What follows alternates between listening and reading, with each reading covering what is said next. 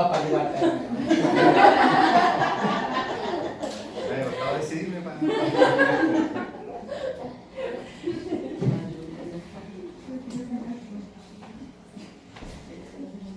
El primer concepto que tenemos que recordar de la sinapsis es que no es solamente la transmisión de información de una neurona a otra, sino que también, como sale acá en la definición, es también la transmisión de información entre neuronas y tejidos efectores.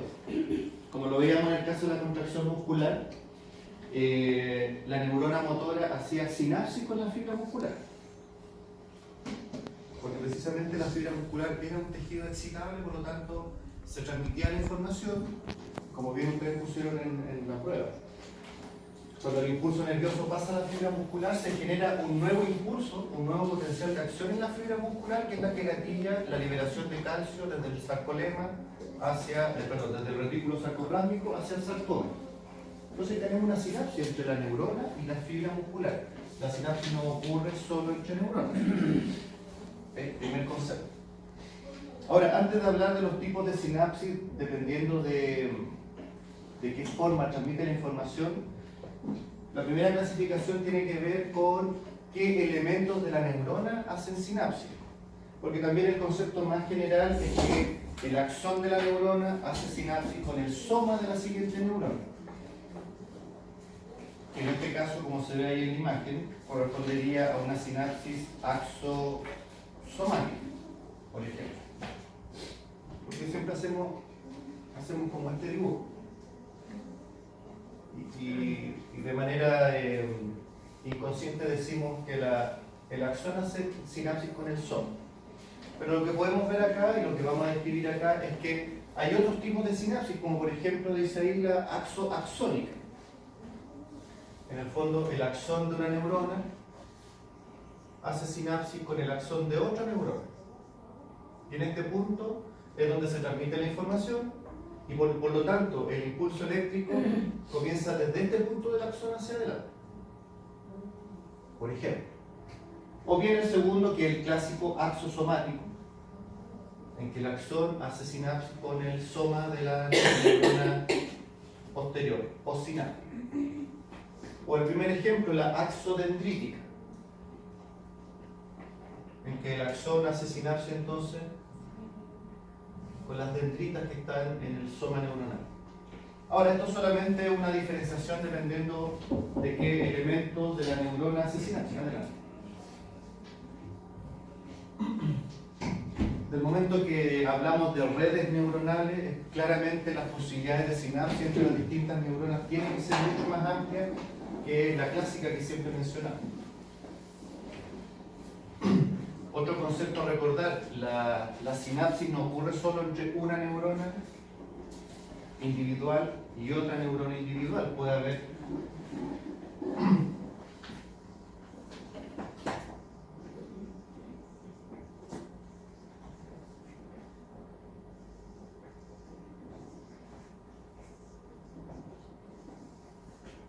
que el axón de una neurona estimule a dos somas neuronales o a las dendritas de sus somas neuronales.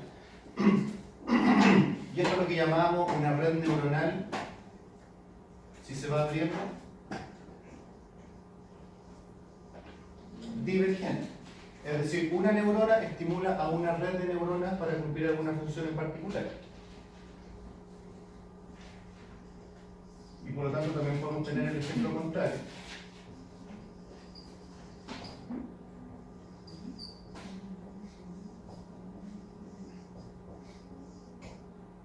¿Cómo se llamaría en el segundo caso? Convergente. Redes neuronales divergentes, redes neuronales convergentes. Y si nosotros lo tratamos de ejemplificarlo, de lo que se trata es que la información llega desde un punto muy específico, pero como tiene que estimular una gran red de tejido, una gran red neuronal o una gran diversidad de tejidos, la misma información sirve para que todo el tejido pueda inervarse. O por el contrario, información que viene de muchos lugares, generalmente estas son más sensitivas, traen información de muchos lugares para una función en común, para estimular un tejido o un órgano en común. ¿De acuerdo? Por lo tanto, el segundo concepto que hay que eliminar es que la neurona no es, perdón, la sinapsis no es de una neurona a otra solamente, sino que también puede ser formando este tipo de redes.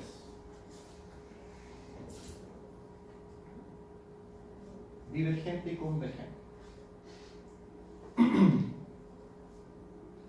Ahora, dependiendo de cómo se transmite la información, ahí tenemos dos grandes tipos de sinapsis, que son la sinapsis, la química, que es la clásica que también conversamos y hablábamos en el capítulo anterior, que para que la transmisión del impulso ocurra, hay liberación de sustancias químicas que llamábamos neurotransmisores.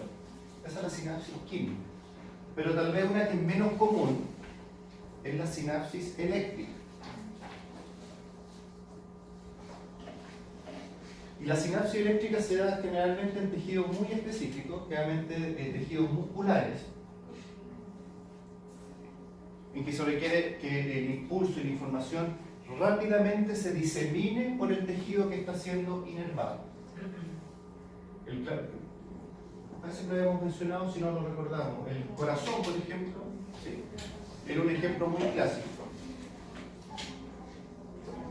La primera característica para que la sinapsis eléctrica ocurra es que tiene que haber este tipo de uniones que habíamos hablado en el capítulo 1, que eran estas uniones de hendidura o uniones gap, que eran canales que comunicaban el citoplasma de la célula presináptica con el citoplasma de la célula postsináptica. Por lo tanto, el impulso nervioso que viene viajando por la neurona pasa directamente, sin necesidad de estimular ningún tipo de liberación de neurotransmisor o estimular receptores, sino que el impulso pasa directamente y por lo tanto inmediatamente genera el potencial de acción en la membrana de la siguiente célula.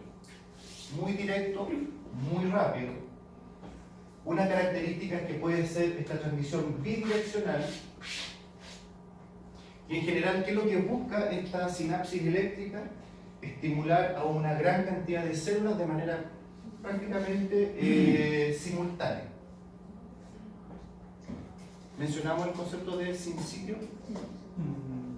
¿Sí? Si no lo recordamos.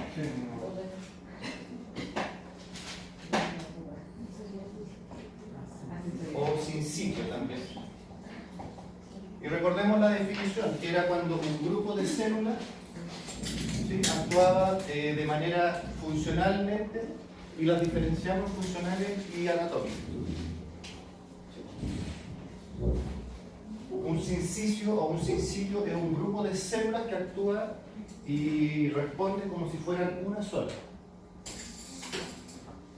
Que era el ejemplo del tejido cardíaco, por ejemplo.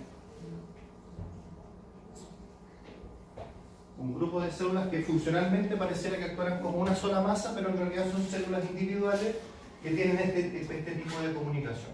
Es decir, los sincitios requieren tener comunicación entre sus células de tipo uniones de hendidura.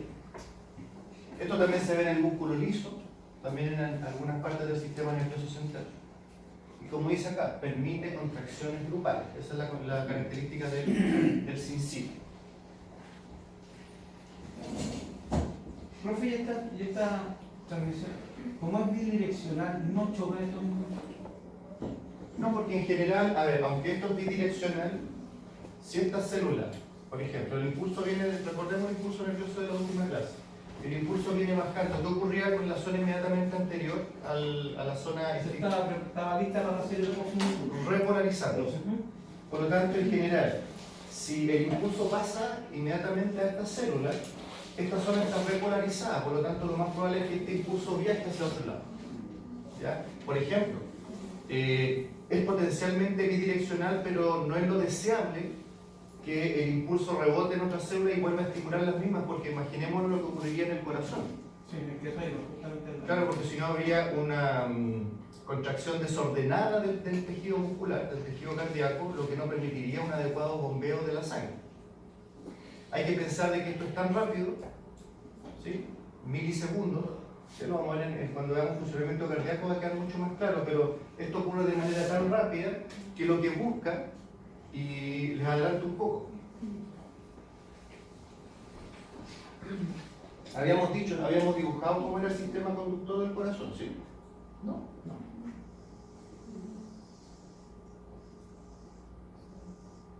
El corazón con sus dos aurículas y sus dos ventrículos. El corazón tiene dos centros que son generadores de impulso eléctrico. Uno que está en la zona auricular, ¿sí? Que se llama el nodo atrial, pero después lo vamos a ver. Que es lo que se llama también marcapaso, porque él puede por sí solo generar un impulso nervioso. Es lo que le da la autonomía al corazón. Yo saco el corazón, lo coloco en la mesa y sigue latiendo precisamente porque tiene su propio sistema que no depende del sistema nervioso central, por eso lo puedo dejar en la mesa latiendo, pero sí se ve influido por la acción del sistema simpático y el sistema parasimpático. Es decir, cuando decimos que el sistema simpático, ¿qué es lo que le hace a la frecuencia cardíaca? La acelera. ¿Sí? Lo que estamos diciendo es que lo que el sistema simpático hace es que este nodo empieza a disparar impulsos eléctricos con mayor frecuencia que lo normal. Y el parasimpático lo contrario. Si yo lo saco, este funciona en un modo autónomo, que tiene una pulsación, un ritmo estable. Y en los sistemas simpáticos y parasimpáticos varían estas frecuencias. Cuando se genera un impulso en esta zona, mediante una red de neuronas que van generando y estimulando a todas las células cardíacas en este sistema, se contraen las aurículas. Y luego en el nodo aurículo-ventricular se genera la segunda contracción que van a contraer solo los ventrículos. ¿Ya? Eso es así. Lo vamos a ver después con más calma. Pero hay ocasiones en que se pueden generar impulsos eléctricos en zonas extranodales. ¿Ya? En el fondo tenemos como un sistema de respaldo. En el caso de que este no descargue en el momento que corresponde el impulso, se pueden generar impulsos en otras zonas de la aurícula. Y por lo tanto, el hecho de que lo normal, aquí muy gráfico, lo normal es que el impulso viaje en esta dirección para ir contrayendo toda la aurícula, que yo pueda tener bidireccionalidad permite que si el foco se genera en otra parte del corazón, puede llegar incluso a estas células yendo en contra de la dirección que normalmente lleva el impulso. Por lo tanto, no hay que pensar de que la característica de bidireccionalidad es que se dispare el impulso y el impulso viaje como pelota de flipper muy bien. ¿Sí? ¿Cómo podría ser ahora? Vale.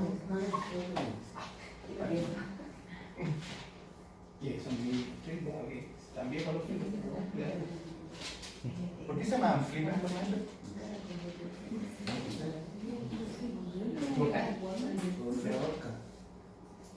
Ah, porque flip es aleta. Aleta, claro.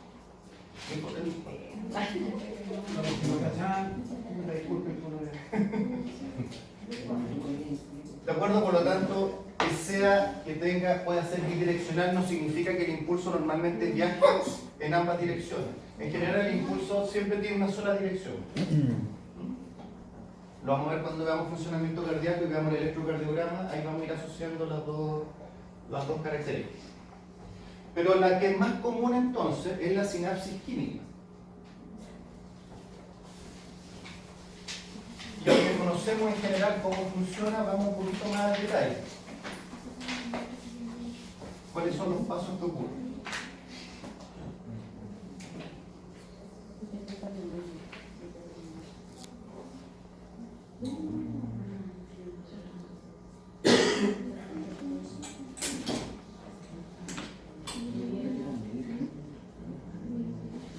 ¿Cierto? Lo que está en ese esquema, pero está más bonito acá, es la ampliación de un botón sináptico. Un botón sináptico que es la parte final del terminal axonal. ¿Qué función, se acuerdan, le dimos al botón sináptico? Que era donde se almacenaban los neurotransmisores. ¿Ya? Que dependiendo de qué sistema sea, los neurotransmisores van a variar. Pero recordemos entonces la clase del impulso nervioso. El impulso nervioso viene estimulando desde el soma, estimulando, ¿se acuerdan que lo hacía de esta manera? Pero cuando el impulso nervioso llega al botón sináptico, en el botón sináptico no hay canales de sodio, lo que hay son canales de calcio. Por lo tanto, cuando el estímulo llega al botón sináptico, se abren canales de calcio.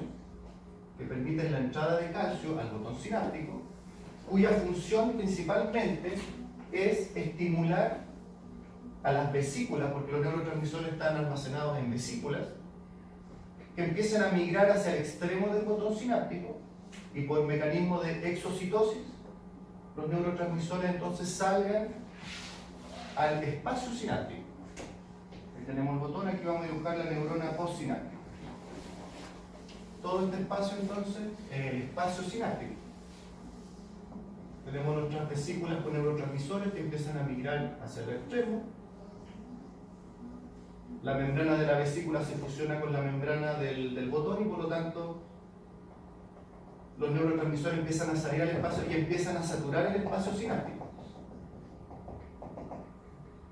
que en términos prácticos es microscópico, ¿sí? ¿Cuál es la gracia? Que en el botón postsináptico, perdón, en la neurona postsináptica hay receptores específicos para el neurotransmisor que se está liberando.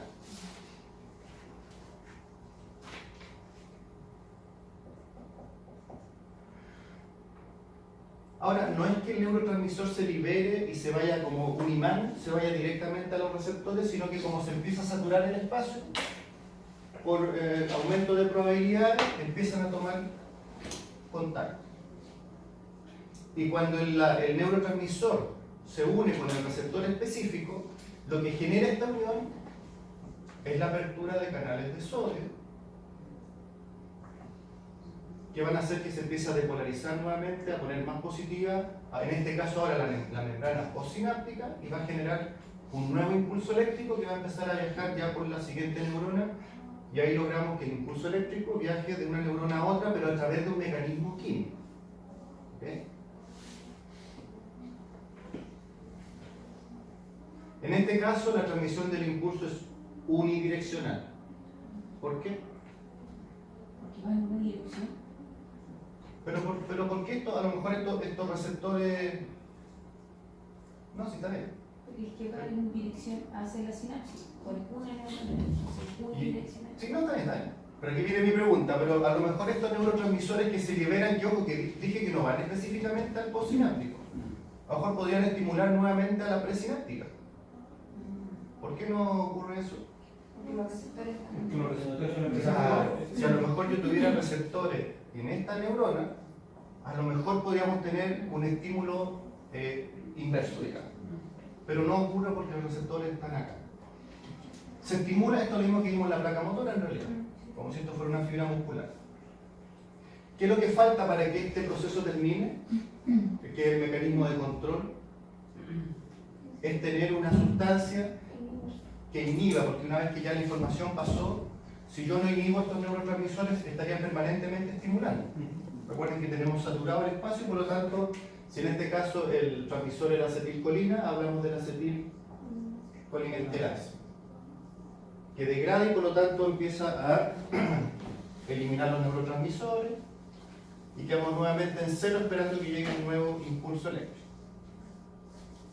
En realidad lo único nuevo que conversamos ahora es que para la liberación de neurotransmisores requiero de la apertura de canales de calcio. Y eso ocurre gracias al impulso eléctrico que llega al botón sináptico.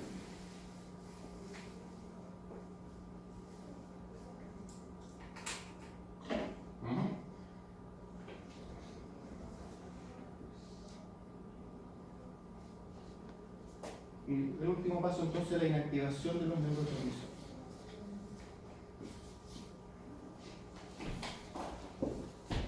Vale.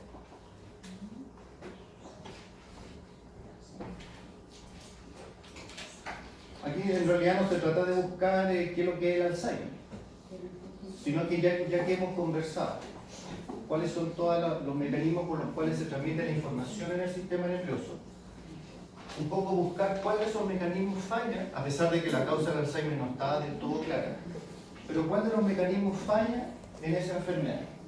Hay falla de neurotransmisores, hay problemas en la neurona que no puede generar un impulso eléctrico, hay problemas, como veíamos en la clase anterior, de mielina, que hace que en realidad se genere el impulso, pero no a la velocidad que nosotros requerimos. ¿Ya? Y como hemos dicho, no se trata de que traigan la próxima clase la tarea, sino que lo busquen, lo anoten y a la hora de estudiar, lo estudien. ¿Ya?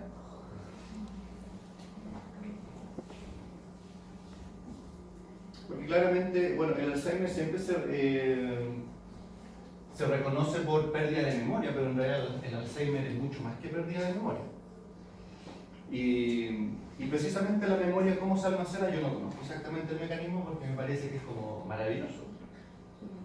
Pero la memoria finalmente tiene que ver con conexiones neuronales que se activan. De hecho, que exista memoria a corto y largo plazo indica que en alguna parte, no sé cómo, no tengo idea, no sé si se sabe tampoco cómo, hay recuerdos que quedan guardados. Pero uno dice cómo guardadas imágenes. Porque cuando uno recuerda algo, recuerda imágenes, recuerda sonidos, recuerda olores a veces. O los olores evocan recuerdos que uno, la verdad, que hace mucho tiempo que no. Entonces, ¿dónde está metido eso? Profe, pero el Alzheimer ataca solo un hemisferio porque a la persona no se le olvida hablar, no se le olvida como cosas que uno aprende. Sí, bueno, es como la amnesia, ¿cierto? Porque.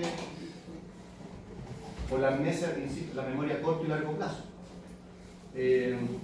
Claramente todo eso está almacenado en lugares diferentes del sistema nervioso central. No sé si en la corteza cerebral específicamente. Pero claro, no se le olvida. Bueno, hay algunos daños neurológicos que sí, pero en el Alzheimer no se olvidan las funciones básicas. Claramente no está metido en el sistema nervioso autónomo porque el sistema nervioso no se le olvida respirar ni que el corazón tenga que latir. Claramente está como en la parte de la corteza cerebral, pero interesante, porque no ocupa espacio. O sea, todo lo que uno aprende en la vida no ocupa espacio. ¿Cómo puede ser eso? ¿Cómo se guarda esa información? Ahora, a propósito de recuerdo, sí, como hay un libro de Gabriel García Márquez, no de Gabriel García Márquez, Gabriel García Márquez, que se llama Vivir para contarlo. No sé si no, que la Ana en realidad es como así como, wow, qué libro. Pero es como una autobiografía. Pero yo rescato del libro que él dice que en realidad lo que uno recuerda de su vida no es lo que vivió, o sea, no es lo que uno realmente vivió, sino que es lo que uno se acuerda. Y a veces lo que uno se acuerda no es realmente lo que pasó. Y a veces a uno le pasa, por ejemplo, en cosas de perspectiva en primer lugar. Uno recuerda lugares cuando niños que eran grandes, enormes, gigantes, o a gente que era porque uno era de este porte, ¿no? Entonces uno dice, no, oye, si esa casa era enorme. Pero no, era como cualquier otra, pero para uno era gigante. O cuántas veces uno está seguro de algunos recuerdos pero si yo estuve en ese lugar y estuve con tal persona, y la gente más adulta que uno lo acompañó dijo, no, si tú no estuviste. Yo no estaba convencido. Entonces lo que decía él en su libro es que realmente la vida que ustedes recuerdan no necesariamente es la que vivieron. Es que eso es como antes, pero en el fondo es como la interpretación que uno le da a los recuerdos. A veces uno se convence de cosas que en realidad no pasaron nomás. Pero uno se convence porque uno se convence de ciertas cosas. Como las personas que hacen como reiki y todo eso, porque igual ellos explican que a veces la conexión que uno tiene con algún familiar, o sea, como se veía muy mal es porque tal vez en otras vidas eran enemigos o cosas así que incluso te llevan como el pasado y todo eso. O cuando tienes una conexión con una persona muy especial, como eran hermanos o... Es que ahí brincamos a otro tema. Ah, sí, pero ellos como reexplican si no cosas. Pero a propósito, ¿quién cree o le hace sentido la reencarnación?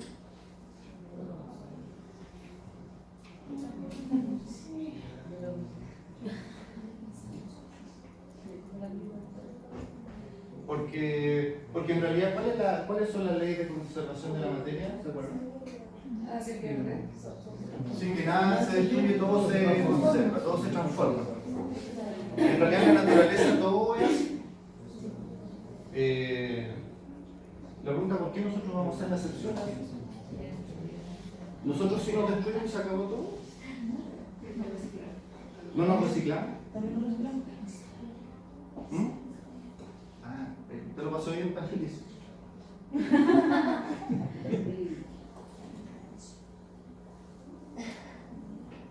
Del alma.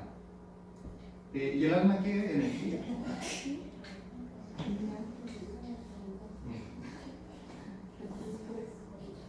Pero no como hablando ahora en realidad. Que ahí podría estar almacenado, entre comillas, estos recuerdos que ocupa espacio en el cuerpo humano, podría estar ahí en ese ente, en ese... Energía, podemos decir energía. Ahí está, yo creo que dando vuelta quizá eventualmente esa carga informática que llevamos. Una memoria genética, una cosa así, No, una sí. memoria. Que no se manifiesta completamente, porque tampoco uno se acuerda completamente lo que de la entre comillas vida pasada. Como pasa de repente que uno se va a un lugar y dice, oye, yo ya vine acá o lo soñé, no sé si también pasa lo mismo. Igual, bueno, hay percepción, es como que llego a un lugar y como yo a lugar acá. Y es como raro. O días antes lo soñaste y es como. ¿Sí?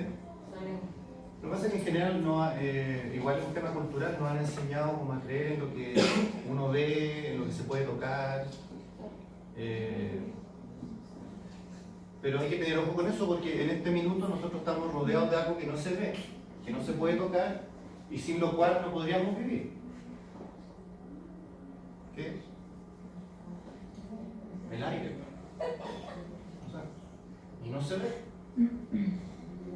Pero se siente. Entonces a lo mejor la cosa en realidad más que tocarla y verla hay que sentirla.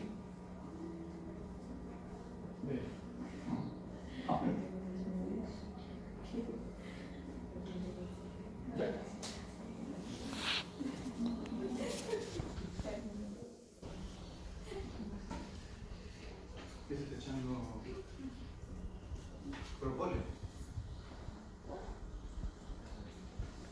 Estamos mal, ¿no? Bueno, en ella se nota la diferencia de difonía y afonía. Usted está afónica.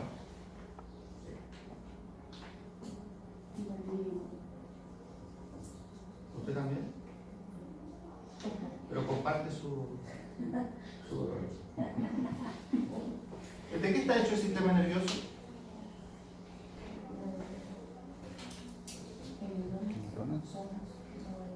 Ya, los somas son parte de la neurona, por neurona. ¿Sí? ¿Todos de acuerdo?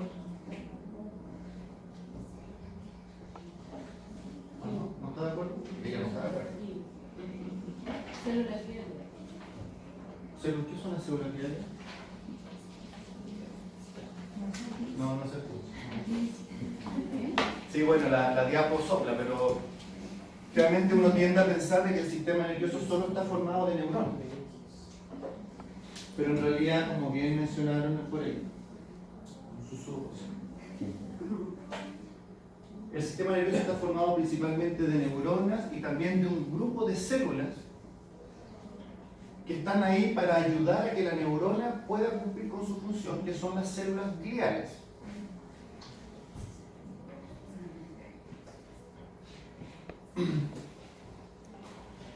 Siempre hay que pensar en las células gliales, es como en estas carreras de Fórmula 1 en que el auto entra a los pits. Pits se llaman. Pensé que ya no se llaman así. No, y llega el piloto y en cuanto se estaciona llega con un grupo de mecánicos y le cambian los neumáticos, le echan benzina, le limpian el parabrisas, todo. Me imagino que le dan agua al piloto, no sé. El pilas. Infinito. Y las células gliales son como los mecánicos del piloto. Están ahí para ayudar, porque finalmente el piloto es el que gana la carrera. Pero sin los mecánicos probablemente no ganaría la carrera. Estas células le entregan protección, nutrición, protección inmunitaria, no solo mecánica, también le dan estructura al sistema nervioso. Porque en realidad la principal función de la neurona, ¿cuál es? Generar impulsos eléctricos y transmitir información. Las células gliales entonces se encargan, que las vamos a ver a continuación, de asegurarse de que la neurona pueda cumplir con su trabajo de manera adecuada. De hecho, las principales neoplasias del sistema nervioso no se originan en las neuronas, se originan en las células biliares. Los llamados gliomas, que generalmente forman masas. Los gliomas tienden a ser neoplasias que forman masas. Y como hemos conversado, el gran problema de las neoplasias en el sistema nervioso central es que comprimen al resto del tejido nervioso. Y ahí no solamente el problema es la compresión, sino que comprimen la irrigación de algunas zonas del tejido nervioso. Y eso es lo que puede llevar a infartos del tejido. Porque ¿qué es un infarto? Perdón, a propósito. No tengo idea, no creo. ¿Qué es un infarto? ¿Cómo se define infarto?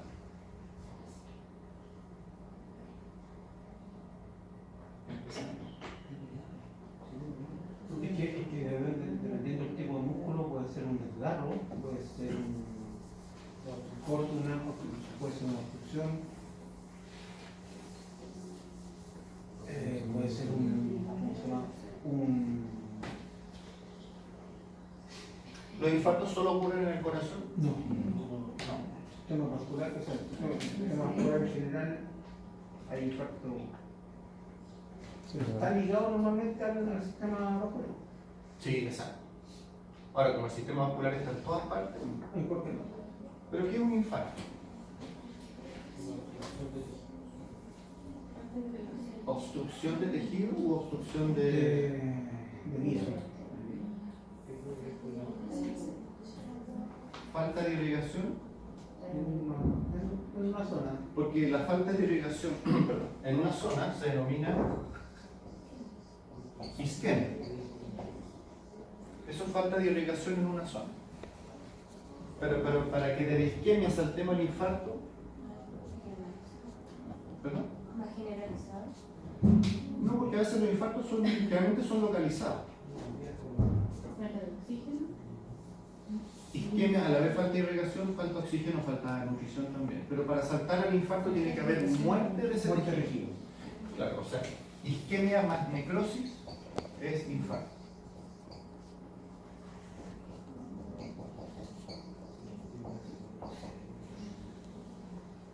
Es decir, la irrigación de una zona se pierde por